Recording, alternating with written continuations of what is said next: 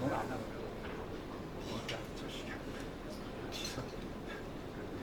너는 아예 만나지도 않고. 그래서 뭐 봐.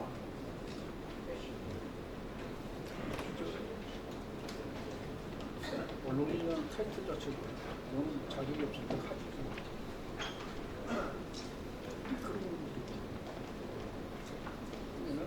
우리가 이미 해야 되고 언론이 기자라고 기자. 정신 그대로 끝까지 자리를 차지하거나 그건 중요한 게 아니야.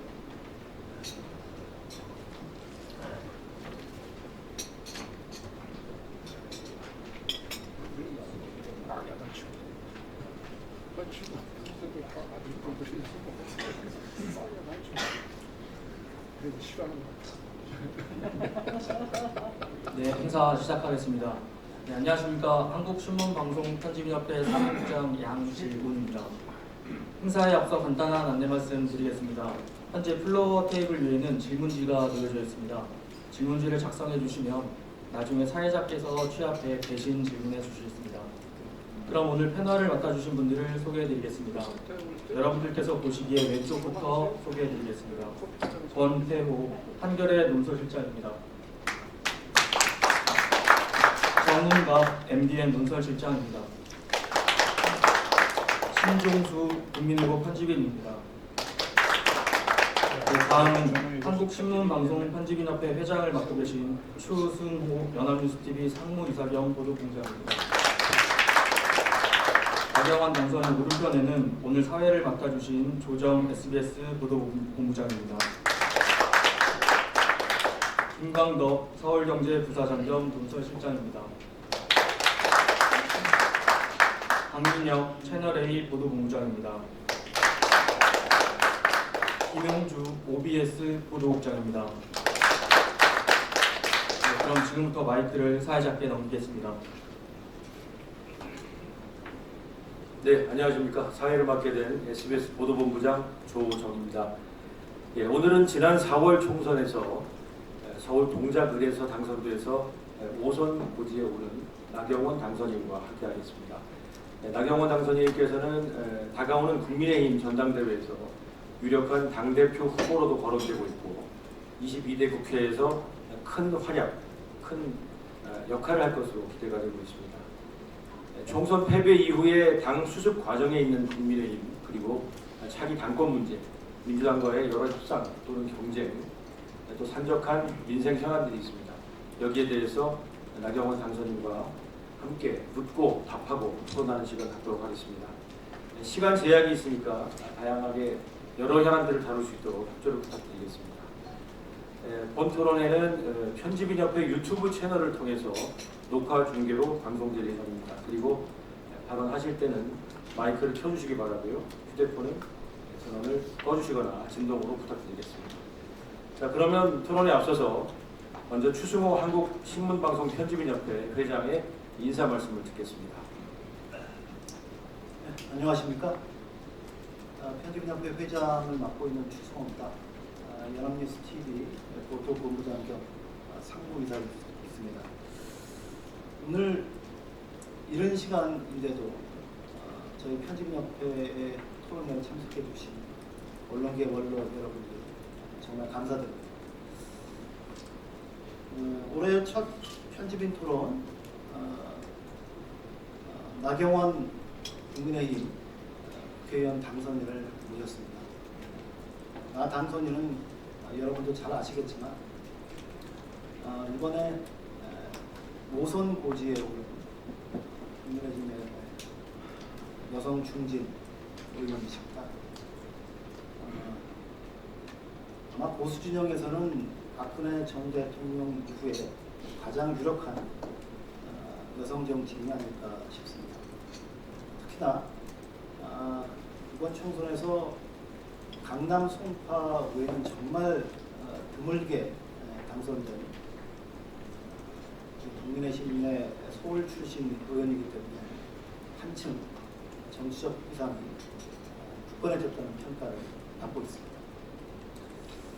그래서 올 여름에 있을 국민의힘 전당대회에서 상당히 유력한 당권 주자로 거론되고 있고 정권을 넘어서 대선 주자로도 많은 이야기가 오가고 있는 부분입니다. 지난 총선에서 국민의힘이 다시 역대급의 참패를 당했습니다. 그러다 보니까 앞으로 3년 남아있는 차기 대선을 위해서 당이 정말 전열을 재정비하고 위원을 확장해서 한골 탈퇴해야 하는 절체절명의 과제를 안고 있습니다. 192석의 거대 야당의 파상적 분쇄도 예상이 되고 있고요. 오늘 비록 1시간 정도 되는 짧은 토론이지만 나 당선인으로부터 본인은 정치적인 미래뿐만 아니라 이러한 당의 과제에 대한 보관도 들을 수 있었으면 좋겠습니다. 감사합니다. 네, 이어서 나경원 국민의힘 당선인의 기조 발언 듣겠습니다.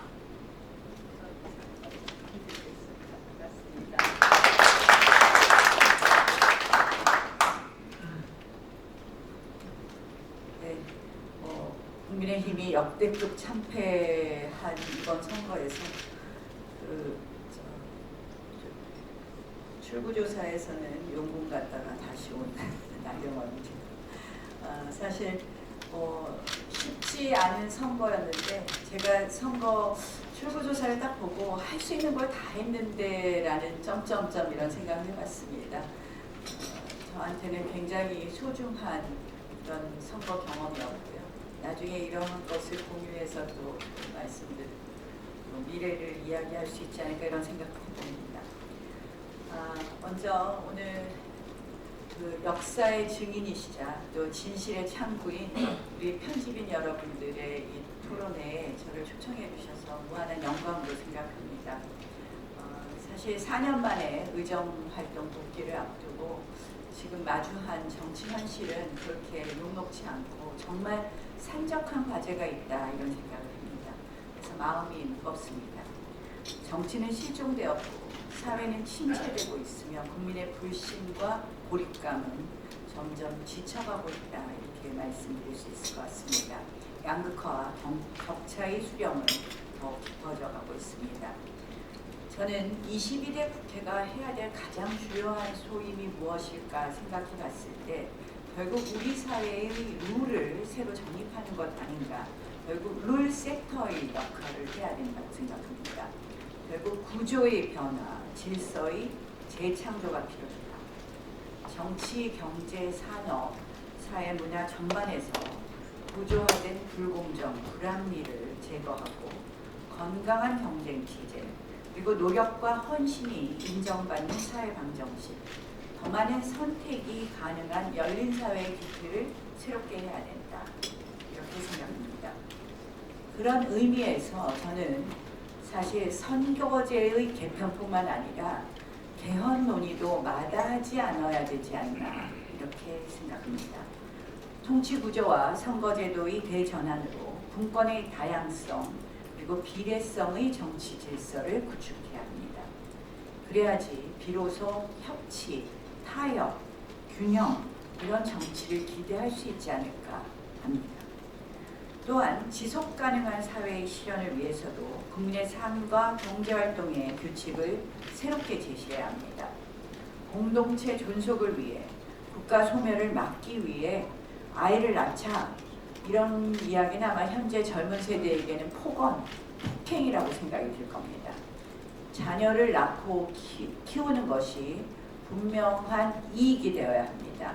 과거 자녀는 자산이었다면 이 시대에는 부채가 되고 있습니다. 자녀가 축복이 되는 사회를 만들어야 된다고 봅니다. 세금 혜택, 편한 노후 얼마든지 줄 수 있는 게 많습니다. 헝거리가 바로 제도 변화가 가져온 기적의 대표 사례입니다. 자율과 유연성에 기초한 주거, 노동, 교육 제도만이 은둔 청년 그리고 노인 빈곤, 지방 소멸을 해결하고 일자리와 의료 문화, 인프라의 분배를 촉진할 것입니다. 기후변화 압박, 세계 공급망 블록화, 보호주의 물결 위기를 우리 기업의 혁신과 성장의 기회로 만드는 정치권의 상상력과 과감한 혁신도 요구됩니다. 여야 모두에게 성찰과 쇄신이 필요합니다. 개혁 추진과 대안 제시, 그리고 야당 설득에 미흡했던 정부와 여당은 지금 무기력한 상태 아닌가 이렇게 생각합니다. 매우 안타깝습니다.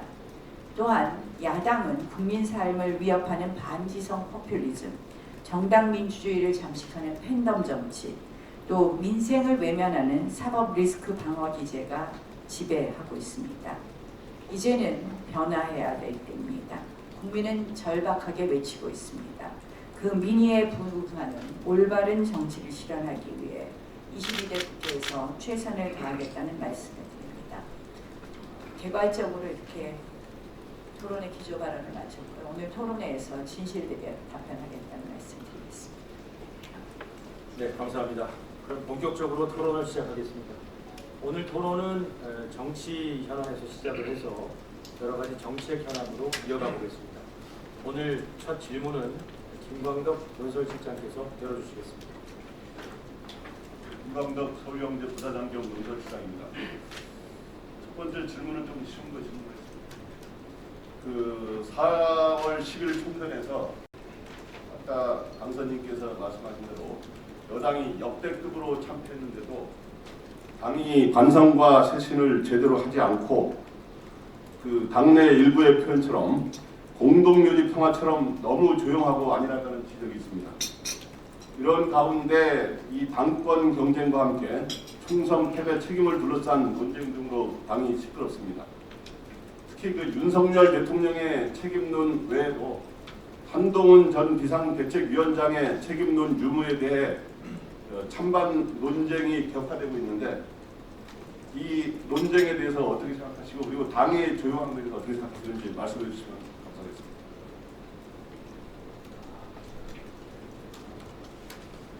총선 백서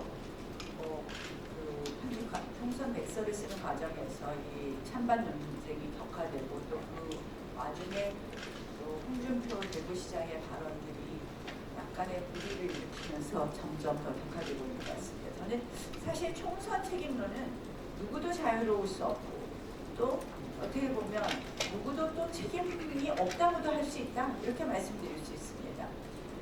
결국은 누구도 자유로울 수 없다라는 점에 강조를 드리고 싶은데요. 사실 누구 책임이 크냐 하면 저는 거의 모든 사람들이 공유하는 인식은 있다고 생각할 겁니다. 그런데 이 과정이 사실은 실질적으로 누구에게 책임을 묻기 위한 의도가 있는 것 아닌가 이런 포장이 되면서 이 논쟁이 격화되고 있다고 생각을 합니다. 사실 저는 총선이 끝나고 나서 모두 재타쇼를 하면 어떻겠냐라는 말씀을 드렸습니다. 저도 사실 저희 지역에서 아까 제가 말씀드린 것처럼 1년간의 이야기, 특히 최근 1년간의 이야기를 하면 책을 10권도 쓸 수 있다라고 말할 정도로 치열하게 선거를 준비했고 그런 과정에서 정말 다른 지역에 조금이라도 도움을 줄 수 있는 여력이 없어서 제가 도움을 줄 수 있는 것은 오로지 실질적으로 제가 하는 선거 운동을 많은 분들이 따라할 수 있게 좀 표준을 제시하자 이런 정도로 했는데요. 그래서 그런 와중에 정말 다른 지역을 적극적으로 돕지 못해서 저 스스로도 책임이 있다 이렇게 이야기를 합니다. 그래서 누구도 자유로울 수 없다. 모두 제 탓이요 하는 것이 맞지 않나 이런 생각을 하고요. 다만 지금 이제 뭐 솔직히 결국 윤 책임이 크느냐, 한 책임이 크느냐 이런 거 갖고 논쟁을 하고 있는 것 아닙니까? 여기에 대해서는 거의 모든 사람들의 생각이 어느 정도 있다고 생각을 합니다. 여기에 대해서 누구 책임이 크느냐에 대해서는 벌써 공유하는 바는 있다고 생각을 하고요. 다만 그러면 한 책임이 있느냐 없느냐 갖고들 많이들 논쟁하는 것 같은데 저는 한동훈 위원장 와서 고생 많이 했다고 생각을 합니다. 링거 맞기도 하고 실신할 정도로 선거운동을 했는데 사실 비대위원장으로 오는 선거 자체가 저는 사실은 한동훈 위원장은 선거대책위원장으로 오는 것이 맞다. 비대위원장보다는 선대위원장으로 오는 것이 맞다고 생각을 합니다. 비대위원장으로 오게 되었습니다. 사실 그동안 정당 경험이 없는 사람이 비대위원장으로 선거를 총괄하는 데에는 한계가 있을 수밖에 없다. 그래서 그러한 부분을 감안한다고 생각을 하면 한 위원장에게 책임이 없는 것이고 그러한 부분을 감안하지 않는다면 책임이 있는 것 아닌가 이런 생각을 합니다. 사실 누구 책임을 따지는 것보다 저는 이번 총선 패배의 총선 백서를 쓰면서 가장 중요한 것은 구조적으로 우리가 왜 패배해야 되느냐 하게 되느냐는 근본적인 성찰부터 해야 된다고 생각합니다. 제가 선거 끝나고 나서 낙선자분들을 좀 만나봤는데요. 길어야 한 석 달 정도 하게 됐어요. 그리고 마지막에 공천을 받은 분들은 한 35일, 40일 했다 그래요. 도저히 이길 수 없는 구조였습니다. 과연 이런 구조부터 우리가 어떻게 생각하느냐가 중요하지 않을까 생각합니다. 네, 김영규 국장님 이어서. 제가 잘 조정하겠습니다. 네, OBS 김용주입니다. 지난 총선에서 의원님이 지역구로 있는 수도권에서 말 그대로 참패를 했는데요. 조금 전에 선거 경험을 토대로 본인이 어떤 표준이 될 수 있겠다 이런 말씀하셨습니다.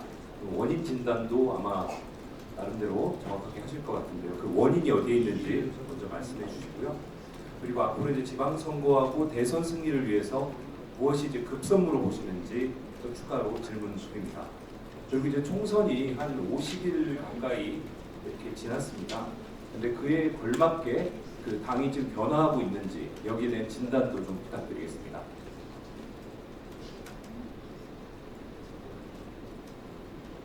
총선 패배 원인은 결국 국민의 신뢰를 받지 못한 것인데 이거는 역시 여당이기 때문에 정부가 받지 못한 부분, 또 당이 받지 못한 부분 이런 것이 다 복합적이지 않나 생각을 합니다. 저는 이 과정에서 우리가 사실은 원래 보수 정당은 유능하다, 그리고 책임질 줄 안다, 또 포퓰리즘 같은 데서 용기 있을 수 있다. 또 지난번 조국 사태를 지내면서 보수 정당은 역시 도덕적이다 이런 부분이 보수의 덕목이라고 할 텐데 그동안 우리 정부 여당이 이런 보수 덕목에 해당하는 것을 하나도 보여주지 못했다고 생각합니다. 유능하지도 못했고 책임지지도 않았던 부분이 있지 않았나. 결국은 이러한 부분부터 하나하나 복원하면서 다시 국민의 신뢰를 받는 것이 중요하다고 생각을 하고요. 지방선거의 급선무는 결국 국민들의 다시 지지를 받게 하는 것이고 이런 과정을 통해서 국민의 지지를 받을 수 있도록 노력해야 되는 것 아닌가 이런 생각을 합니다. 당의 변화 부분은 지금 사실 총선 끝나고 나서는 원래 빠르게 전당대회를 해서 결국 민주적인 지도부가 새로운 총선 패배 원인도 제대로 분석하고 미래도 준비하자고 했는데 이게 조금 유야무야 되는 것 같아서 안타깝다는 생각을 합니다. 우리가 사실 여당이 된 다음에 비대위를 지금 몇 번 했나 모르겠습니다. 비대위를 지금 생각에 3번 했나요? 4번 했나? 이 정도입니다. 당의 지도부가 계속 바뀌었습니다. 비대위 4번 했고요. 당의 지도부가 계속 바뀌었습니다. 저는 빠르게 민주적 선출 제도에 의한 민주적인 그런 당의 지도부가 들어서야 되지 않느냐라는 생각을 합니다. 네, 다음 질문 이어가시죠. 네, 다음 질문 이어가시죠. 예, 여기 공일보 편집인 신경수입니다. 당대표 선거 관심입니다. 원래 나경원 당선인이 어렵게 서울에서 당선이 됐기 때문에 가장 유력하다고 봤는데 최근에 아시다시피 한동훈 전 비대위원장이 출마하려는 움직임을 보이고 있습니다. 당대표 선거 어떻게 출마하실지 그 전에 하셨던 말씀보다 좀 진전된 오늘 좀 기사가 되게 좀 말씀해 주시기 바랍니다.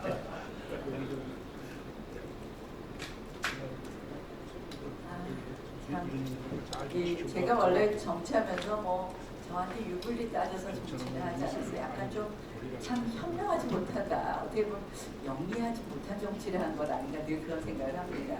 뭐 2011년 서울시장 선거도 우리 당이 다 지는데 나가라고 한다고 제가 그때 정말 애국심으로 나섰습니다. 우리 당이 이번 서울시장 선거 2011년에 너무 망하면 2012년 지방선거도 대통령 선거도 있고 총선도 있는데 당이 그렇게 망하면 되냐는 그런 말씀에 그래 애국심으로 또 한번 사명감으로 나서기도 했고요.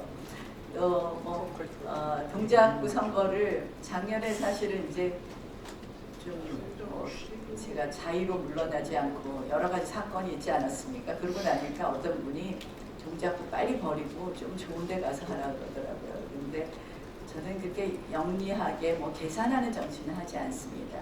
사실 한동훈 위원장의 출마 여부가 저의 전당대회 출마 여부를 결정하지는 않는다고 생각을 합니다.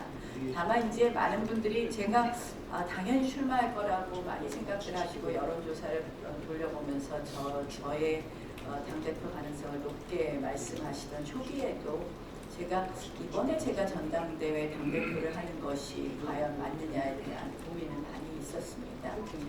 저는 아까 이제 한동훈 위원장이 우리 당의 비대위원장으로 올 때 처음에는 비대위원장 오는 것을 제가 사실은 선대위원장이 맞다고 생각하고 부정적인 생각이었는데 그때 이런 생각을 했습니다. 비대위원장으로 온다면 그러면 당을 운영하는 부분은 우리 당의 경험이 없으니까 부족하겠지만 결국 대통령과의 신뢰관계가 그렇게 좋다고 하니 대통령이 민심하고 좀 먼 부분을 좀 잘 설득해서 우리 민심과 가깝게 하고 뭐 이런 부분의 역할을 좀 해주시면 좋겠다 이런 생각을 했었고 그런 역할을 기대했는데 의외로 당에 오자마자 대통령과 그 비대위원장의 관계가 삐그덕거리는 거 보면서 걱정을 했었습니다. 결국 이번 당대표의 역할은 사실은 이 야당 당대표는 시원하게 자기 소신대로 하면 되는데 여당 당대표는 결국 대통령실, 용산과의 관계를 어떻게 조율해 가느냐가 어떻게 보면 여당 당대표의 역할의 저는 절반 이상이라고 생각합니다. 그런 부분에 대한 확신이 있으면 제가 하는 것이 잘할 수 있다는 생각했으면 출마를 하겠습니다만 그렇습니다. 정책적으로. 네. MBN 정거입니다. 용산과의 관계 말씀하셨는데 그러면 제가 이런 질문을 드리겠습니다. 한동훈 전 비대위원장과 나경원 당선인과 비교를 해보면 어느 분이 더 원활히 풀어갈 수 있을 것 같습니다. 지금 현재 시점으로 말씀하시는 건가요? 지금 현재 시점은 뭐 한 위원장하고 용산하고는 밥도 안 드시는 거 같고 뭐 쉽지 않은 부분도 있는 것 같은데 그렇다고 뭐 제가 또 더 잘한다 뭐 이렇게 말씀드리는 거 그렇고요. 어쨌든 당연히 여당으로서는 저는 이제 이번 총선 패배의 원인 중에 하나가 보수표도 다 결집하지 못한 것이 가장 큰 원인이라고 생각을 해요.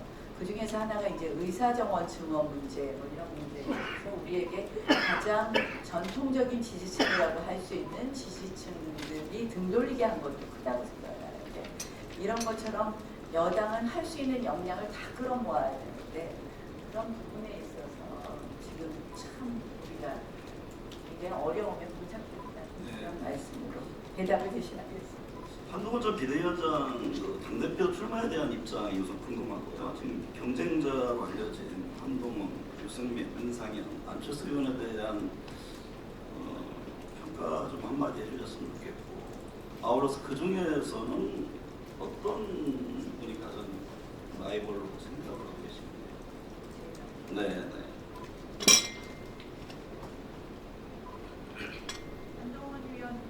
한동훈 위원장의 출마에 대한 솔직하게 말씀드릴까요? 네, 솔직히 그러니까 제가 한동훈 위원장이면 출마하지 않을 것 같아요. 그러니까 본인에게 별로 이득되지 않는 당대표자가 아닌가 이런 생각을 합니다. 실질적으로 저도 정치를 오래 해보니까요. 제가 이제 얼마 전에 여성 비례대표 당선자들하고 만찬을 하면서 수많은 여성 비례대표들 얼굴이 왔다 갔다 하더라고요. 그런 것처럼 사실 우리 수많은 대권주자 1등을 보지 않았습니까? 얼마나 오랫동안 전 당대표였던 분들 대권 1등 많이 했었는데 결국 대권을 오르지 못했습니다. 그래서 본인에게 굉장히 아주 위험성이 높은 자리 아닐까 이런 생각을 해서 제가 그 입장이라면 출마하지 않지 않을까 이런 생각을 한다는 말씀을 드리고요. 그러니까 리스크가 너무 높은 반면 특별히 얻을 수 없는 자리 아닌가 이런 생각을 많이 하고요. 한동훈, 유승민, 안철수에 대해서 평가해달라고 하시는데 진짜 어렵네요. 모두 훌륭하신 분이기도 하고 또 모두 또 우리가 항상 인간이니까 단점도 있고 그렇습니다. 뭐 어느 분이 더 다 또 장점이 다 다르지 않습니까? 다 앞으로 대한민국 또 우리 당의 소중한 자산이라고 생각합니다. 최근에 이제 이미 뭐 대권 경쟁이 시작된 것 아닐까 이런 이야기처럼 많은 말씀들이 있으신데요. 정말 조금 더 국민들 마음 얻어서 우리 더 훌륭한 대권 주자들 많이 있었으면 하는 생각입니다. 라이벌은 당내 누구도 라이벌이 될 수도 있고 누구도 라이벌이 아닐 수도 있다고 생각합니다. 별로 개의치 않습니다. 추가 질문 짧게 하나 드리면 한 전 위원장이 당대표가 되면 전 대통령이 탈당할 수도 있다. 이런 얘기가 한편에서 들리던데 그 점에 대한 입장은 어떻습니까? 윤총께서 최근에 뭐 비례대표 그러니까 비례대표 당선자들과 만찬에서 호위무사 말씀을 하셨다는 걸로 하죠. 아마 적극적으로 부인한 것으로 아는데요. 글쎄 적극적으로 부인하셨으니까 지금은 아니라는 말씀이겠죠. 네. 정말 이제 당대표가 된다면 결국 두 사람이 다시 신뢰관계를 복원하는 것 이것만큼 중요한 게 없지 않나. 계속 충돌과 갈등을 한다면 결국 그거는 우리 모두에게 손해가 아니다. 네. 관련 질문 이어가도록 하겠습니다. 저희 이 토론회가 당선인께서 출마가 좀 당대표 출마 의지가 강하다는 전제로 준비된 걸로 알고 있는데요. 지금 아까 점점점이라고 하셔가지고 조금은 당혹스럽긴 한데 이를테면 한 달 전에 출마하고 싶은 마음을 100이라고 뒀을 때 지금은 숫자로 치면 어느 정도 되는지 궁금하고요. 그리고 지금 당대표가 누구로 할지만 지금 관심이 있습니다. 그래서 원론적인 질문도 하나 드려보도록 하겠습니다. 당이 지금 엄청나게 지금 어려운 시기고요. 이런 시기에 앞으로 차기 당대표 역할이 매우 중요할 걸로 보이는데요. 가장 중요한 자질과 덕목은 어떤 게 될지 설명 부탁드립니다.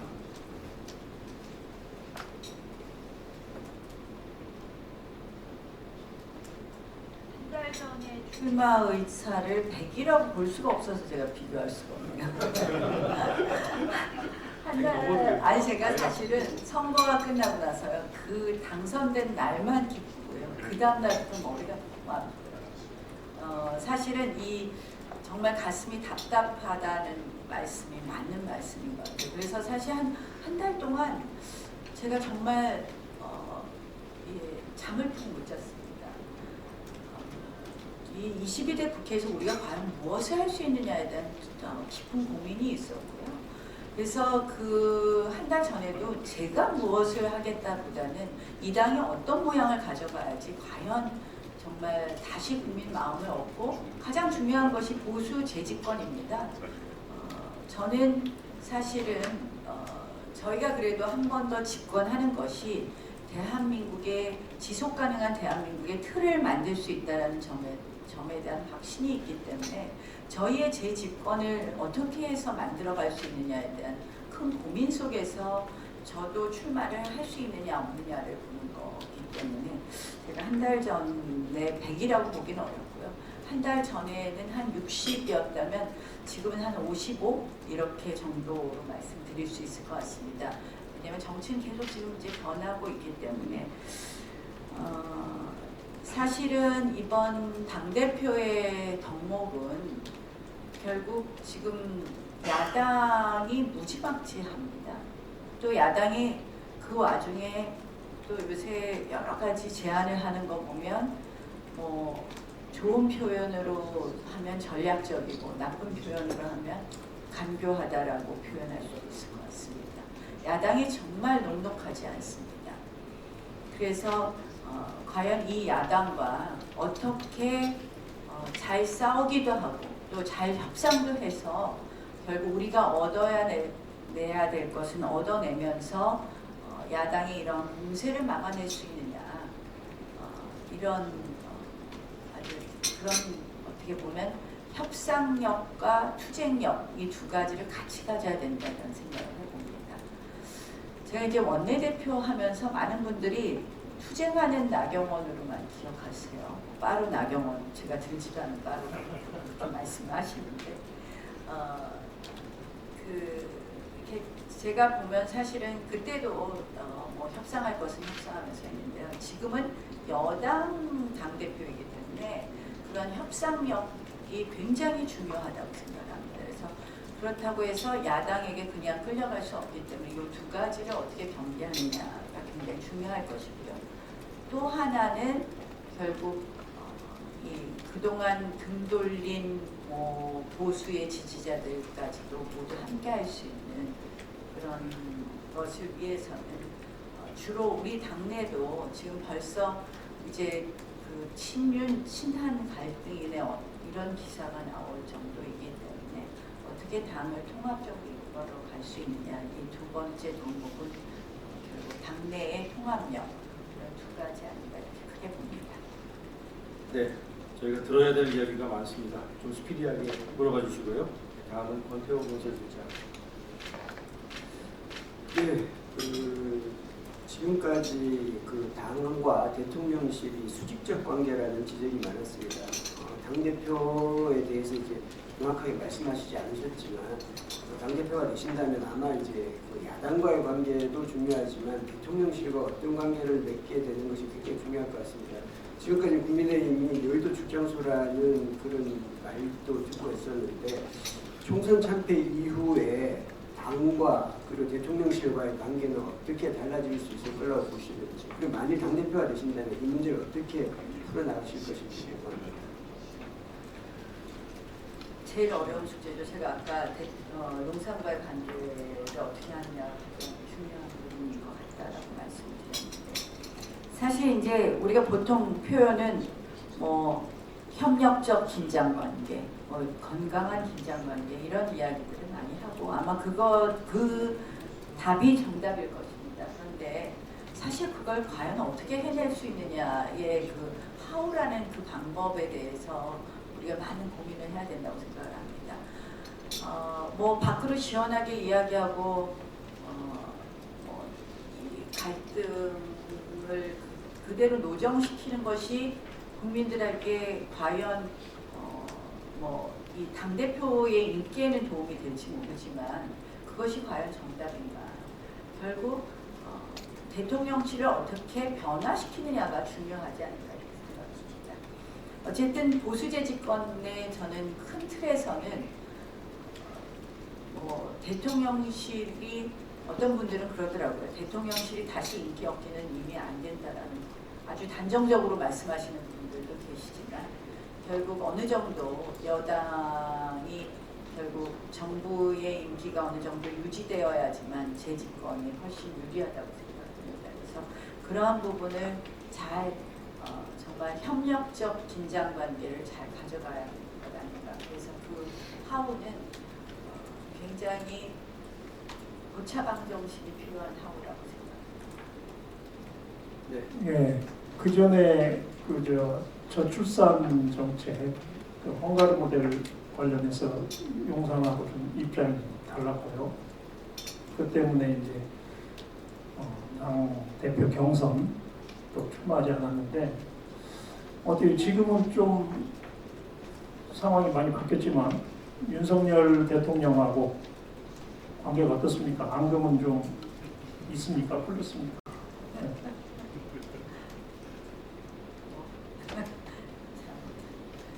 저 연판장 사건이 있은 후에 많은 분들이 여러 가지 질문을 하세요.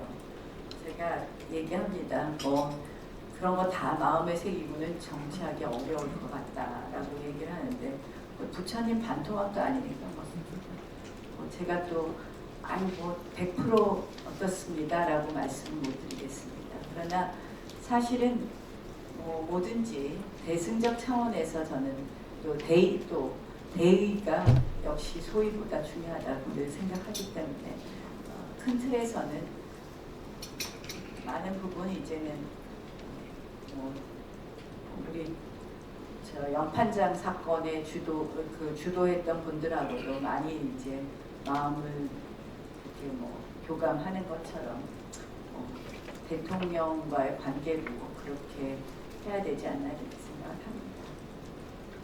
네, 짧게 제가 단답형으로 하나 여쭙고 넘어가겠습니다. 예, 다가오는 당대표 선거에서 지금 선거 룰이 굉장히 관심인데요. 이건 뭐 길게 설명하지 마시고 그 당원대 지금 일반 국민의 그 비율 어떻게 할 것이냐. 우리 나경원 당선인 생각은 어떻습니까? 저는 민심 당연히 집어넣어야 된다고 생각합니다. 뭐 사실 100% 당원 룰로 바꾼 것이 그 당시 이제 김기현 대표를 억지로 당선시키려고 그때 만든 룰 아니겠습니까? 그래서 우리가 다시 원상 회복하는 것이 가장 자연스러운 일 아닐까 이렇게 생각합니다. 누구의 유불리를 지금 따질 문제는 아닙니다. 네, 그러면 또 대야 관계도 중요하고 한데 지금 또 다른 정치 현안들에 대해서 이어가겠습니다. 김명주 국장님. 네. 그 여기 계신 분들 최대 지금 관심사죠. 내일 국회 본회의에서 최상병 특검법 그 재표결이 있을 예정입니다. 그 공수처 수사를 지켜보자는 당선인의 그 입장에 변화가 없으신지 먼저 묻고 싶고요. 그리고 자꾸 이거 계량화 시키려는 질문을 해서 굉장히 죄송한데요. 그 여권 이탈표가 지금 굉장히 관심사입니다. 여당 쪽에 어느 정도 될 것으로 보시는지 답변 부탁드립니다. 그 공수처 수사에 대해서는 공수처 수사를 지켜보자는 입장에서는 변함이 없습니다. 사실 이제 최상병 사건은 정말 가슴 아픈 일이고 또 뭐 그에 대해서 국민들이 어떤 궁금한 점을 다 풀어야 된다라는 점에 대해서는 이의가 없습니다만 사실 공수처를 언제 누가 통과시켰는지는 잘 아실 겁니다. 제가 원내대표 당시에 막으려고 했던 것이 공수처고 그 당시 이제 민주당이 공수처가의 모든 사건을 맡겨야지 공정하다고 했는데 본인들이 공수처에 고발하고 본인들이 만든 그 공수처가 수사를 하고 있는데 지금 특검을 하겠다? 이거는 야당의 자기 모순이라고 생각을 합니다. 그래서 이 특검이 정치 공세라고밖에 저희가 규정할 수 없는 이유이고요. 그래서 저는 이 부분은 공수처 수사를 지켜보고 그것이 미진하다면 그 다음 특검을 하는 수순이 맞다. 사실 야당이 이번에 뭐 22대 국회에 들어서면 공수처 특검을 한 6개인가 7개 하겠다고 지금 이야기하고 있습니다. 결국 야당의 끊임없는 정치 공세의 일환이라고밖에 볼 수 없다는 점에서 저희는 특검을 받기 어렵다라는 입장에서는 달라진 바 없고요. 이탈표 지금 이제 4명 정도는 공식적으로 지금 밝힌 것으로 알고 있고요. 저는 추가 이탈표가 그렇게 크지 않다고 생각합니다. 이번에 그래서 추가 이탈표가 많지 않으면 결국 부결이 될 텐데 부결이 되더라도 민주당에서는 22대 국회에서 1호 법안으로 최상병 특검법을 또 제출하겠다고 했습니다. 이제 22대가 되면 8표가 되는 건데 22대 국회에서 또 최상병 특검법이 재결되면 그때는 당원 투표로 해야 되는 게 맞습니까? 아니면 자유 투표로 하는 게 맞다고 보십니까? 뭐 저는 가급적 당론 투표는 줄여야 된다고 생각을 합니다. 이 부분에 대해서는 당론 투표로 하지 않아도 실질적으로 본인들이 각자 판단할 수 있다고 생각을 하고요. 원래 뭐 당론 투표로 한다고 해도 의원 개개인의 헌법기관인데 찍지 않으면 그만이거든요. 저는 당론 투표를 그렇게 강제할 필요는 없다고 생각을 합니다. 저는 야당이 이걸 또다시 1호 법안으로 한다는 점에서 결국은 이게 뭐 다들 아시다시피 결국 민주당이 민생은 온데간데 없고 이런 것을 통해서 탄핵의 수순을 가기 위한 것 아닌가라고밖에 볼 수밖에 없고 결국 22대 국회도 민생은 파탄내고 민주당의 여러 가지 사법 리스크를 방어하는 이런 방탄으로 가는 것 아닌가 이런 생각을 할 수밖에 없다. 그런 점에서는 우리가 좀 더 국민들께 이러한 부분에 대한 설명을 더 해야 되겠다. 네, 박 본부장. 예, 채널A 보도본부장입니다. 야당 관련해서 처음에 말씀 주셨을 때 점점점이라고 말씀 주셔서 질문 안 드릴까 했는데 다시 55%라고 그래서 질문을 드려볼까 합니다. 그 예전에 20대 국회인가요? 원내대표 시절에 물리적 충돌까지 있으면서 막아내는 모습을 보이셔서 관련돼서 민주당 최근 연찬회에서 탄핵 정국을 사실상 공식 선언했습니다. 장관 검사들에 대해서 탄핵 권한을 적극적으로 활용하겠다 이렇게 얘기를 했는데 이게 탄핵 권한 남용으로 보시는지 만약에 탄핵을 한다고 하면은 실질적으로 막아내기 힘들 텐데 국민의힘이 막아낼 수 있을지 이것에 대해서 답변 주시기 바랍니다. 대통령 탄핵 말씀하시나요? 아니면 장관, 검사, 네. 장관, 검사, 판사 탄핵도 이야기하고 있죠. 예, 대통령까지 포함해서요. 네, 대통령까지 포함해서. 사실은 이 정말 탄핵의 칼을 이렇게 마음대로 써도 되는지 저는 사실 우리 대통령 탄핵을 한번 경험한 정당의 당원으로서 탄핵이라는 것은 역사상 다시는 있어서는 안 됩니다. 그 당시 이제 탄핵을 앞두고 미국을 방문했었습니다. 그때 트럼프 대통령 당선 직후인데 그 당시 미국 의원들이 우리 당에서도 탄핵에 찬성하는 사람들이 있다고 했더니 깜짝 놀라면서 탄핵을 하냐고 그렇게 이야기했습니다. 미국 의회가 탄핵의 경험이 없었던 것은 아실 겁니다. 사실 탄핵은 대통령 탄핵은 더 그렇죠. 결국 대통령이 형사상 내란 외환해제를 빼놓고는 형사소추되지 않는 그 조항하고 우리가 같이 읽으면 결국 그 정도의 죄가 있지 않고는 탄핵을 해서는 안 되는 것이거든요. 그런데 이 탄핵을 공공연하게 남발하려고 하고 있습니다.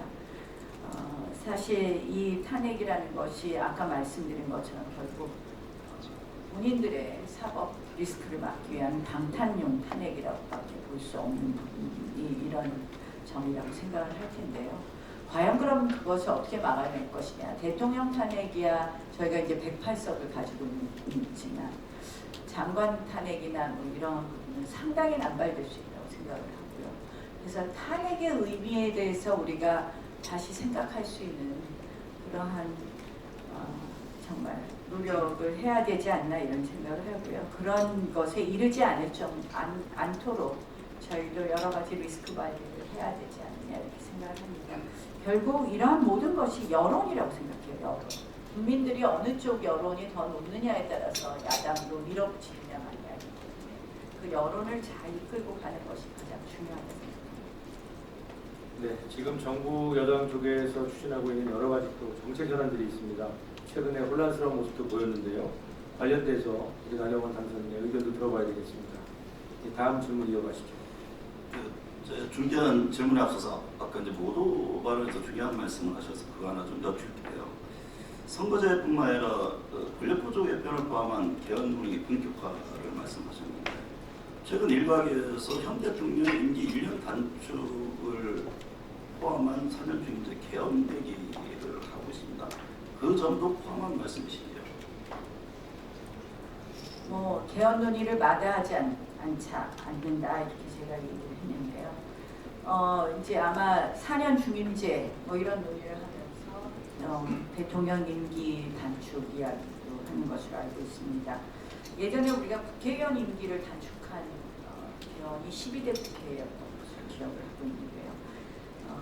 사실 이러한 부분은 대통령의 결단이 필요한 부분이라서 우리가 먼저 이야기하는 부분에 있어서 조심스러운 부분도 있지만 저희가 개헌 논의를 할 때 모든 것을 열어놓고 논의해야 된다고 생각을 합니다. 사실 이 대통령 중심제의 이 권력 구조 하에서는 여야 간의 이러한 지리한 싸움이 계속될 수밖에 없다는 부분에 대해서는 많은 분들이 동감하실 거라고 생각을 합니다. 그리고 사실 소모적이고 실질적으로는 많은 권한이 입법부에 넘어와 있지만 입법부의 구성원들이 사실 실질적으로 국정을 직접적으로 경험하는 그런 경험 기회가 적게 되면서 무책임한 입법이 남발되는 부분도 분명히 있다고 생각을 합니다. 그래서 저는 의원내각제적 요소가 상당히 도입되는 것이 앞으로 대한민국 정치 발전에 도움이 될 것이다라고 생각을 하고요. 그것이 뭐 오스트리아식 대통령제가 되었든 프랑스식 대통령제가 되었든 그냥 모든 것을 열어놓고 논의를 해봐야 되지 않느냐라는 생각을 합니다. 사실 대통령제 4년 중임제가 정답이라고는 저는 꼭 생각합니다. 이런 모든 논의를 같이 열어놓고 해서 결국 국회가 좀 더 책임을 느낄 수 있는 그런 국회가 되고 여야가 조금 덜 싸울 수 있는 그런 권력 구조를 만들어야 된다. 임기 단축 문제도 전향적으로 볼 필요가 있다 이런 지적이신가요? 임기 단축 문제도 포함해서 봐야 될 필요가 있다 이런 지적이신 거죠? 그런 논의를 하다 보면 결국 어떤 쪽으로 합의되느냐에 따라서 이러한 부분에 대한 논의도 이어갈 수는 있다. 해외 직접 구매 금지 논란 관련해서 오세훈 시장이 중진들의 처신에 아쉬움이 남는다 이런 지적을 한 바 있는데요. 오 시장 지적은 어떻게 보세요? 오 시장이 좀 급해진 것 아닌가 이런 생각을 사실은 했어요. 저도 이제 처신이라는 단어에 제가 상대방이 됐죠. 저랑 한동훈 그 당시 유승민의 세 명이 한동훈 전 비대위원장 세 명이 직구 관련해서 언급을 했었는데요. 저는 제가 원래 당내에서 싸움하는 거 별로 안 좋아해서 그냥 참고 말았는데 사실 너무 아쉬운 게 그게 어떻게 보면 직구 금지가 맞느냐 안 맞느냐에 대한 어떤 정책 토론이 될 수 있는 게 이게 감정적 옥신각신으로 바뀌어버렸어요. 그래서 참 안 좋은 모습이다 이런 생각을 했고요. 오 시장이 급해지셨나 이런 생각을 해봤습니다. 정책 질문을 드리기 직전에 아까 나온 답변에 대한 추가 질문 살짝 드리겠습니다. 아까 경선 전대 룰과 관련해서 원상 회복이 바람직하다 그러셨는데요. 그러면 그 전에 이 당원 투표 100% 전에는 국민 여론조사가 30% 반영된 걸로 알고 있습니다. 30% 반영이 바람직하다는 의견을 낸 거로 보면 되겠습니다. 네, 저는 그 정도가 바람직하지 않냐 이렇게 생각을 합니다. 민주당이 지금 25%라고 들었고요. 일부 50% 이야기를 하는데 밖에 나가서 표를 받아야 되는 공직 후보자의 경우에는 조금 더 확대해야 될 필요가 있지만 당원을 대표하는 당대표, 정당을 대표하는 당대표는 사실은 30%보다 조금 줄여도 된다 이런 생각을 합니다. 저희가 이제 당원이 80만 명밖에 안 되고요. 민주당이 220만이 넘는 것으로 알고 있습니다. 결국 당원들의 권리를 좀 더 확대해 줘야 되는 부분도 필요하다. 그럼 20 내지 30 정도로 이해하면 네, 되겠죠? 네, 알겠습니다. 그러면은 정책에 관한 본 질의를 드리겠습니다. 나 당선인께서는 지난해 1월에 저출산 고령사회위원회 부위원장이었을 당시 둘째 아이를 낳으면 주택자금 원금 일부를 탕감해주는 등의 헝가리식 저출산법을 제시했습니다. 이에 대해 당시 일부에서는 포퓰리즘 정책 아니냐 하는 문제제기도 있었고 대통령실은 정부 정책 기조와 정반대라고 비판을 했습니다. 근데 최근에 총선 이후에 보면 나 당선인께서 22대 국회 1호 법안으로 추진하겠다 이렇게 말씀하셨는데 이번에는 대통령실 입장과 충돌하지 않을 것이라고 생각하시는지 말씀해 주십시오. 요사이 이미 국토부에서 발표하는 신혼부부 전세대출이나 매입자금 대출이 상당 부분 저희 헝가리 제도 못지않게 파격적으로 지금 이미 집행이 되고 있습니다. 당연히 충돌하지 않는다고 생각을 하고요.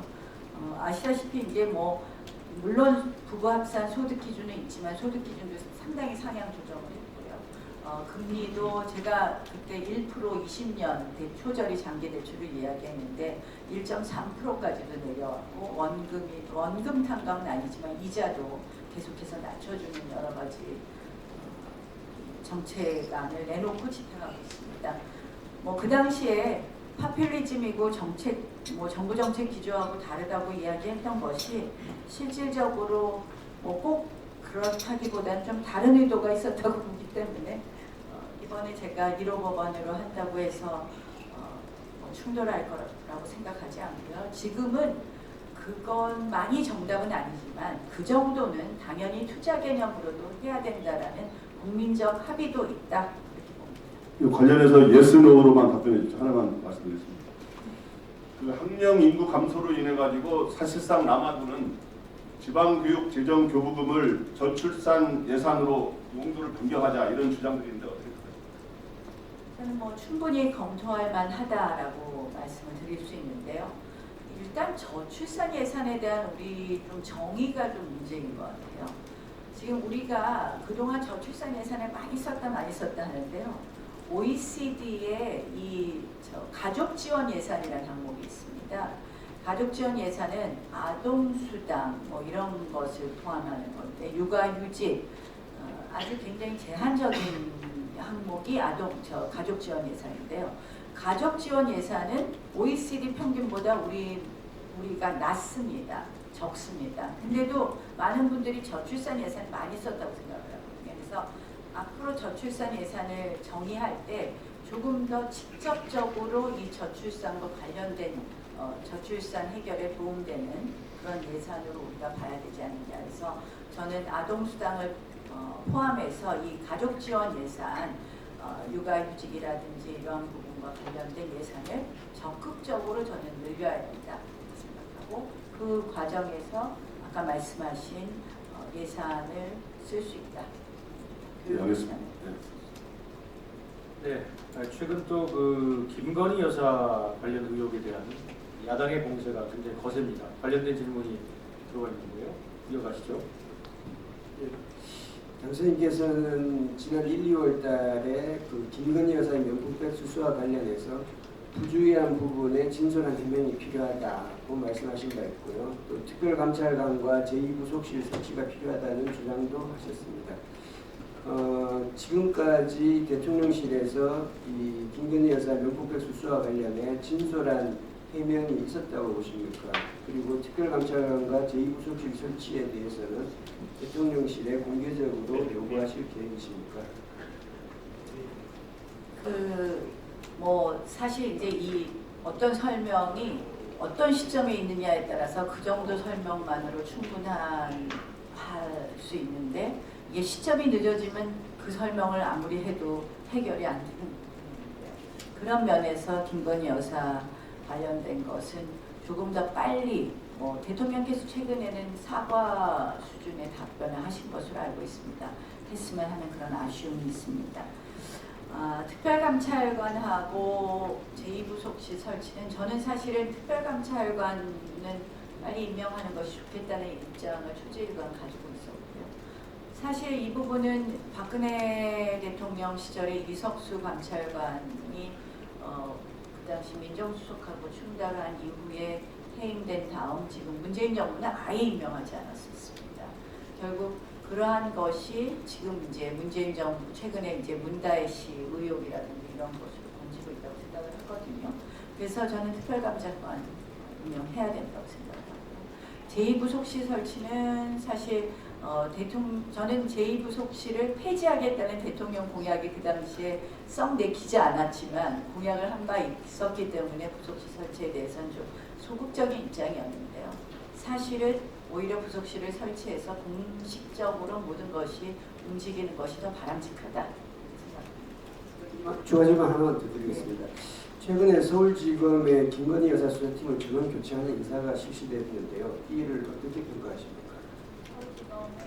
저는 교체한 건가요? 다시 뭐 수사팀은 그대로 잔류한다고 기사를 수사 지휘부를 전원 교체. 수사 지휘부를 뭐 이런 부분은 꼭 김건희 여사하고 관련된 것인지 아니면 전체적으로 다른 수사와 전부 관련된 것 아닌지는 저도 정확하게 모르겠습니다. 왜 그러냐면 사실은 저는 지난 2년간 검찰이 그동안 제대로 하지 못한 부분이 너무 많지 않았나 이런 생각을 합니다.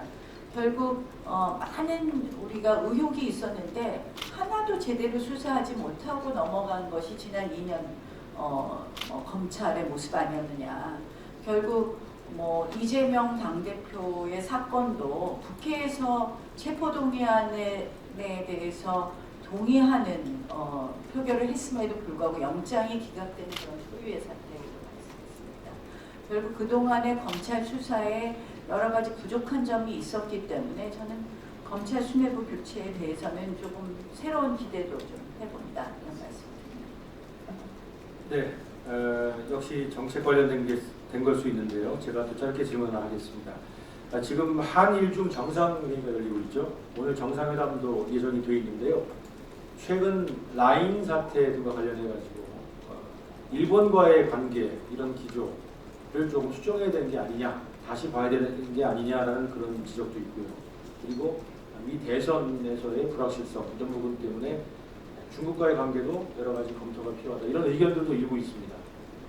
나 당선인께서는 그 과거에 국회 외교통일위원장도 하셨고 여러 가지 식견이 있으실 텐데 이 외교 문제에 대한 본인의 생각이 어떠신지 한번 듣고 싶습니다.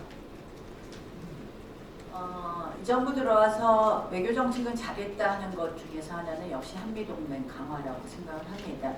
이런 이제 한미동맹 강화되면서 이제 반사적으로 지금 말씀하시는 두 가지 뭐 한일 관계 문제라든지 한중 관계에 대한 여러 가지 이야기들을 하실 수 있는데요. 라인 사태는 뭐 들여다보면 약간 복합적인 부분이 있는 것 같고요. 다만 정부로서는 어쨌든 우리 기업이 차별적인 대우를 받는 부분에 있어서는 그 정부가 상대가 일본이든 중국이든 미국이든 강하게 그 목소리를 내고 자국민과 자국 기업을 보호해야 되는 데는 한치의 소홀함이 없어서는 안 된다라는 생각을 하고 있습니다. 한중 관계는 한미 동맹이 강화되면서 여러 가지 우려를 가져온 것은 맞다고 생각을 하고요. 그런 부분에 대해서 이번 한일중 정상회의가 상당 부분 진전을 가져올 수 있다 이런 생각을 합니다. 다만 지금 이제 저희가 앞으로 좀 유의해서 보아야 될 것은 역시 트럼프 대통령의 당선 가능성에 대한 저희의 대비책이라고 생각을 합니다. 트럼프 대통령은 결국 전통적인 미국의 전통적인 외교관과는 굉장히 다른 접근을 하기 때문에 이런 부분에 대한 대비가 지금 중요하지 않을까 이런 생각을 합니다. 저는 우리 정부의 외교 기조 중에서 윤석열 정부 들어서 잘하는 것 중에 하나가 이제 아까 한미동맹 강화라면 두 번째가 글로벌 피보털 스테이트를 주장한 부분이고 그러한 부분에 국제사회의 책임감 있는 역할을 하겠다는 부분인데요. 이러한 부분은 사실 기후 문제와 관련해서도 굉장히 중요한 부분이라고 생각을 합니다. 이 역할의 확대는 계속해 나가야 된다. 네, 수종호 회장 질문 준비하셨죠. 얼마 전에 이재명 민주당 대표가 국민연금 개혁안 21대 국회에서 처리하자고 제안을 한 바 있습니다. 당시에 소득대체율 44%까지 주장을 했는데요. 당선인께서는 이 국민연금 개혁안에 대한 입장은 어떠신지 좀 설명을 해주십시오. 사실 이제 이재명 대표가 연금 개혁 관련해서 3번의 발언을 했습니다. 처음 말했을 때는 저희가 주장하지 않은 45% 안을 저희 안이라고 얘기를 했기 때문에 제가 강하게 비판을 했고요. 그다음 이제 2번째, 3번째 하면서 3번째 연금 관련된 기자회견의 내용은 기자회견 내용 자체를 보면은 보수개혁은 지금 하지만 구조개혁을 다음에 하겠다 이런 내용을 담고 있습니다. 저는 사실 이제 최근에 저출산과 관련된 연금개혁 이야기를 했는데 연금개혁의 핵심, 결국 2030들이 가장 불안해하는 것은 다른 것이 아니라 과연 본인들이 받을 수 있느냐. 원래 연금이 완전 적립식으로 출발해서 지금 이제 부가식의 형태가 되어가고 있기 때문에 이런 부분에 대한 불신을 해소하는 게 가장 크다고 생각을 합니다. 그래서 그런 면에서 구조개혁, 특히 이 연금기금에 대한 신뢰를 회복할 수 있는 구조개혁은 너무나 필요하다고 생각을 합니다. 다만 이제 사실 이것을 한 번에 하는 것이 맞느냐, 지금 어쨌든 처음으로 9%에서 13% 올리는 거라도 받아야 되는 것이 맞느냐에 대한 논쟁이 뜨겁다고 생각을 합니다. 가장 이상적인 것은 올해 안에 구조개혁까지 포함해서 모두 다 한 번에 끝나는 것이 좋겠지만 실질적으로 국회 원구성이 녹록치 않고 여러 가지 이 대립이 많이 예상되는 부분에 있어서 사실상 지금 모수개혁이라도 먼저 받아야 되는 것 아니냐 하는 의견도 많은 것 같습니다.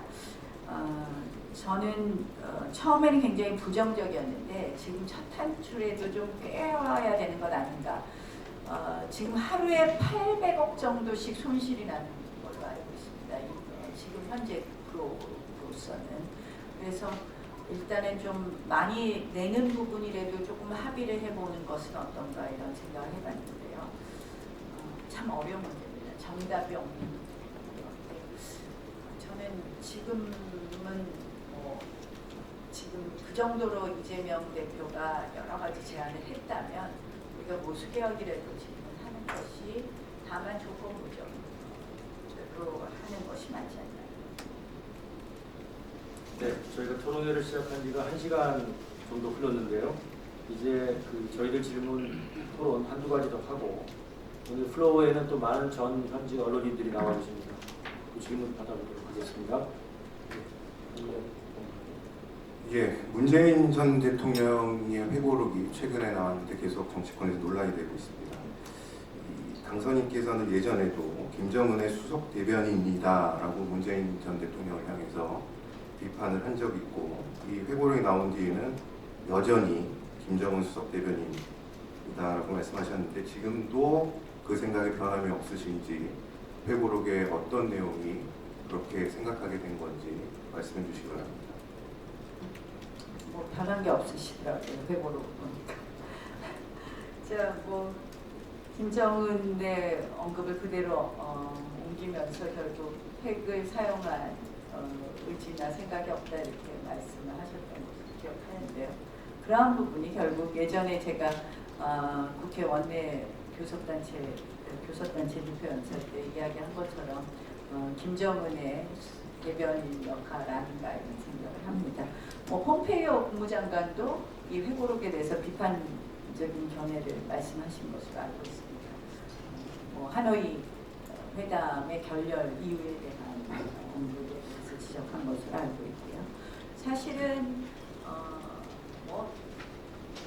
저는 우리 정부 정책 중에서 가장 실패한 것이 결국 북한에 관련된 핵에 관련된 정책이라고 생각을 하고요. 이제는 좀 지금 이 정도로 북한의 핵 능력이 고도화되었다면 대한민국도 핵에 대해서 다시금 생각해야 될 때가 되었다 이렇게 생각합니다. 그럼 한마디로 질문할 테니까 답변도 한마디로만 해주십시오. 지금 당권 경쟁에 나선 사람들을 보면 대부분 그 대권 주자로 거론되는 사람들입니다. 그래서 나 당선인도 당권뿐 아니라 앞으로 서울시장이나 대권에 도전할 의향이 있는지 이 자리에서 좀 밝혀주십시오. 정치는 늘 변한대요.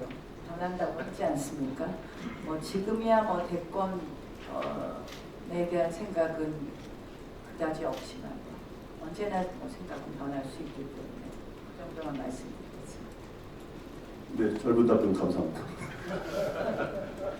네, 오늘 말씀드린 대로 플로어에는 또 많은 전현직 언론인께서 나와 계십니다. 네, 저희 그 단상에서의 질문, 응답, 토론은 이 정도로 마무리하고요. 그 많은 분들이 추가 질의를 해주셨는데 그 시간상 한두 가지만 소개하고 답변 듣도록 하겠습니다. 네, 먼저 오늘 문호철 MBC 국장께서 나와 계신데 제가 대신 질의를 해보겠습니다. 민주당이 재추진을 하고 있는 이른바 방송법 개정안, 여기에 대한 입장과 대책 어떠신지 여쭤봤고요. 관련해 가지고 소속하신 언론사인데 MBC 대주주 강군진 이사 임명을 막기 위해서 최근에 민주당이 김홍일 방통위원장을 탄핵하겠다 뭐 이런 이야기도 하고 있다는 얘기를 들었다는데 여기에 대한 나경원 당선인의 의견을 듣고 싶다.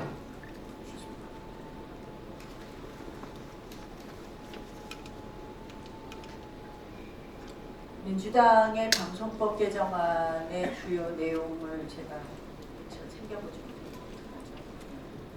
그 개정안 자체가 이른바 공영방송 이사들을 뽑는 비율을 조사하는 데 있어서 편집, 편향된 기부의 이사들로 꾸며서 이제 핵심 내용 알겠습니다. 사실 이제 결국은 지금 이제 언론 환경이 완전히 바뀐 것 같아요. 사실 이번에 저희가 이번 총선 패배 원인 중에 하나도 이제 모 방송국의 어떤 부분이다, 어떤 이슈가 다시 재점화된 부분이다 이렇게 말씀하시는 분들도 계시던데요. 사실 예전에는 언론이 공기라고 했고 분명히 이 공정성을 늘 가장 전선의 가장 중요한 책무라고 생각을 했는데 이제는 너무나 노골적으로 이렇게 편파적인 경우가 많이 있는 것 같습니다. 그러면서 이제 민주당은 방통위원장 탄핵을 공공연하게 지금 이야기를 하고 있죠. 저희가 과연 이것을 막을 수 있는 것은 제가 아까도 말씀드렸지만 우리가 국회에서 뭐 할 수 있는 최선을 다하겠지만 결국 국민 여론이라고 생각을 합니다. 이러한 편파성 부분이라든지 이러한 부분을 끊임없이 우리가 노정시키는 것부터가 시작되어야 되는 건 아닌가 이렇게 생각을 하고요. 다만 지금 이제 우리가 이상희 의원님 모셨다가 지금 가셨네요. 22대 국회가 구성되면서 저희가 우리 당에서 최초로 만든 위원회가 미디어 특위입니다. 그만큼 저희가 미디어 관련해서는 미디어가 더 공정한 환경에서 일할 수 있고 또 더 공정한 미디어가 될 수 있도록 저희 당에서도 최대한 관심을 가지고 있다는 말씀을 드립니다. 네, 답변 감사드립니다. 오늘 또 플로어에서 질문을 직접 한번 하고 싶다고 우리 이하경 어디 계시죠? 예. 바로 한번 주시죠.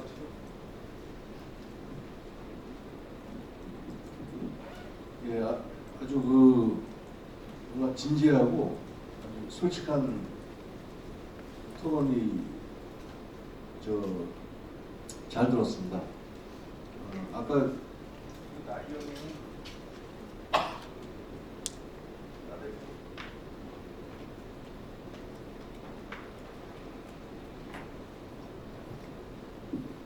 나 대표님은 다른 그 정치인과 다른 게 글로벌한 그런 시야를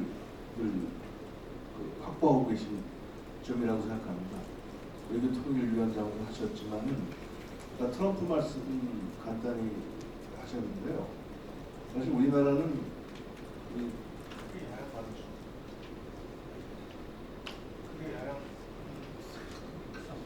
네, 그냥 하시죠. 영향받을 수밖에 없는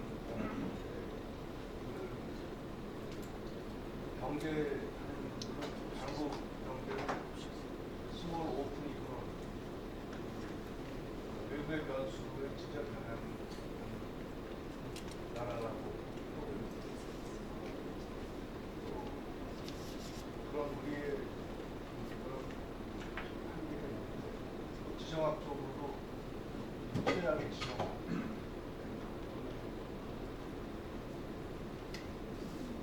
3차 세계대전을 끝낸 나라가 미국하고 소련이었는데 사람들이 끝낼 때 얄타에서 이제는 50년간 전쟁하지 말자라고 했는데 불과 5년 만에 한판 붙은 데가 한반도였습니다. 이게 그 전문가들은 그 미니 3차 세계대전이라고 표현했는데 우리가 희생됐죠. 그런데 이제 막상 트럼프가 되면은 격동이 벌어질 텐데 당장 우크라이나 전쟁 끝내겠다고 하고 또 소련이 말하자면 지금까지 가져왔던 그 전후에 자유주의 국제질서라고 하는 그 규범 힘에 의해서 침략해도 정당화되는 상태가 되지 않습니까? 바로 대만 한반도인데 이거를 막는 거는 행정부도 중요하지만 우리 이제 의회도 국회도 중요하다라는 생각인데 의원님이 이 트럼프가 상당히 유력한데 상당히 평소에 많은 네트워크 있는 걸로 알고 있습니다.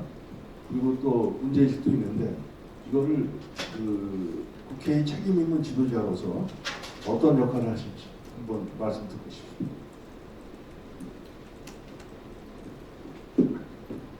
참 어려운 질문이세요.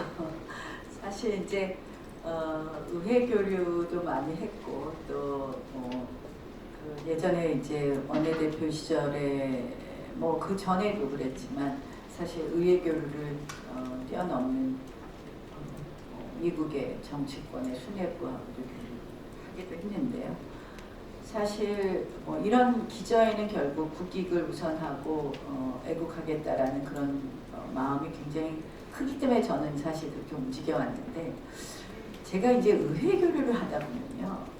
참 재미있는 게 외교 관계에 있어서는 다른 어떤 나라를 가도 이 여야의 차이가 별로 없는데 우리같이 여야의 차이가 큰 나라가 없습니다.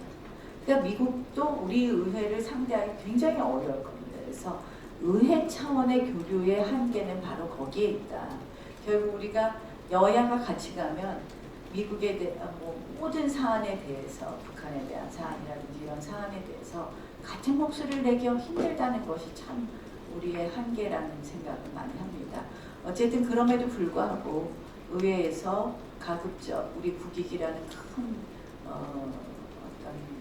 국익이라는 그 목적 하에서 가급적 많이 목소리를 좀 간격을 줄여서 한번 의회 교류를 확대하겠다는 말씀드리겠습니다. 네, 오늘 장시간 토론을 했는데요. 플로어에서 온 질문, 마지막 질문을 드리겠습니다. 플로어에서 직접 주신 거기 때문에 제가 있는 그대로 그냥 읽어드리고 이게 우리 나경원 당선인의 마지막 인사말이 될 수도 있을 것 같고 해서 드리는데요. 이규진 대한언론인회 부회장께서 질문을 해주셨는데 그대로 읽어보겠습니다. 총선 직후에 서거하신 노재봉 전 총리가 후배들에게 마지막 당부를 한 말씀입니다. 자유민주주의 체제 전복 세력의 거센 도전을 막아달라. 대한민국을 끝까지 지켜야 한다. 이 말씀에 대해서 어떻게 생각하시는지 이런 질문을 주셨는데요. 이거 들으면서 오늘 토론회 마치겠습니다. 사실 저는 제가 이승만 대통령 기념사업회 부회장도 했었습니다. 그런 것처럼 대한민국의 자유민주주의에 대한 그런 신념 이런 부분은 그 누구보다도 확고하다고 말씀드릴 수 있는데요. 저는 지금 우리 당이 무엇을 고쳐야 하냐 이렇게 물어볼 때 중도 외연 확장을 얘기를 하는데요. 저는 지금 정당이 정당의 역할들을 제대로 하고 있느냐. 정당이라는 것은 어쨌든 그 가치를 공유하는 사람들이 국민들의 그 생각을 대변하는 것이 정당인데 정당이 결국 정치 기득권자들의 일종의 이익 집단화되고 있는 것 아닌가 이런 생각을 합니다. 민주당이었다가 우리 당에 오기도 하고 우리 당에 민주당이었다 우리 당에 왔다가 또 다시 민주당으로 합니다. 결국 이거는 정치 기득권자들이 이 민주당과 우리 국민의힘이라는 정당을 이용하는 것 아니냐. 제가 아까 보수의 덕목을 제대로 좀 복원해야 된다. 책임, 용기, 유능, 도덕 이런 이야기를 했지만 사실은 이 우리 보수 정당으로서의 보수의 가치, 보수라는 말은 이제 용도 폐기해야 된다, 자유라는 말을 쓰자고 하는데 약간 좀 차이가 있는 건 뭐 다 아실 거고요. 어쨌든 그런 이 이념을 재정립하고 거기서 그 다음 중도로 외연 확장을 할 수 있다고 생각을 합니다. 그 중도라는 것은 다른 게 아니라요.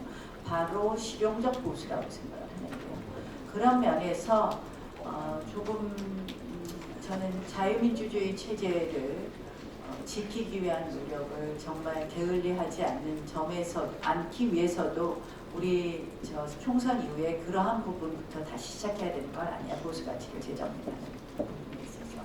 그리고 사실 제가 민주당에 대해서 늘 이야기하는 것 중에 하나가 민주당의 대북관이라는 이런 것을 보면은 헌법적 질서 안에서의 우리가 보수와 진보의 논쟁이 아닌 부분이 있기 때문에 저희가 그런 부분에 대해서 위험성을 경고하는 부분이 있습니다.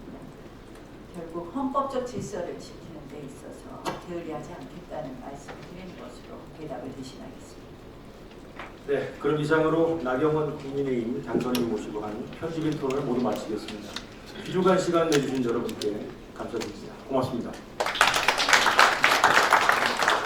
네, 고생하셨습니다. 이어서 기념